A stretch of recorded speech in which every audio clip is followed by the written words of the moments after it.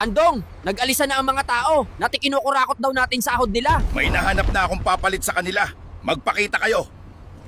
Ang tibay mo talagang kontraktor na unggoy ka. Pati lamang lupa nakokumbinsi mo. Siyempre, matibay ang kapit natin sa taas.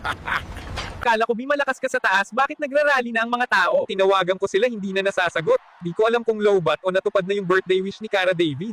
Sana mamatay lahat ng kurakot sa Pilipinas. Andong, buhaya ka raw dahil kinorap mo ang pera sa flood control project? Baliw ba sila?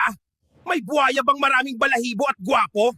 Gwapo, ang tibay mo, bilyon ang kinurap mo, hindi ka man lang nagpaahit. Malakas ang appeal neto boy, may private jet at luxury car pa. May isang steel bar pa dyan. Yan na lang ilagan nyo. 10 years later. Ayan, Andong, isang bakal lang ang nilagay natin sa flood control project, kaya bumawi sila. Dinamihan nila ang bakal dito sa kulungan. Kurakot ka kasi.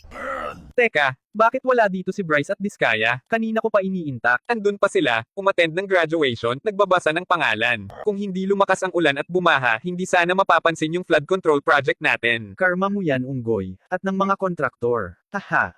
Dahil po sa rally ay nagsilabasan na sila Spider-Man, Batman, Naruto, mga Hanten, si Luffy ng One Piece. Ano ka ba, tol? Si Batman o si Superman? Batman.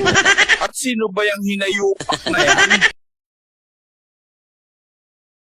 May kasabihan tayo na pag binato ka ng bato, batuhin mo ng tinapay.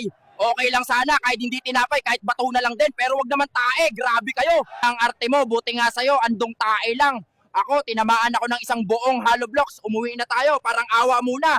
Hindi tayo uuwi, ninakaw nila ang buwis natin, dapat sila magbayad, sunugin ang mga kurap. Nagbabayad ng buwis, tambay kang hinayupak ka.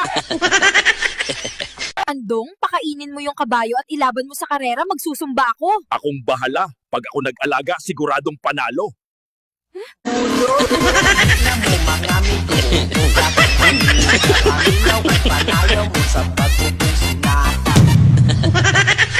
Oh, akala ko ba isasama mo sa karera yung kabayo, Andong? Mahal, sa sumba mo na lang isama.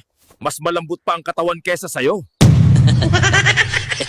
Papa, yung aso sa kusina bumabanat na naman.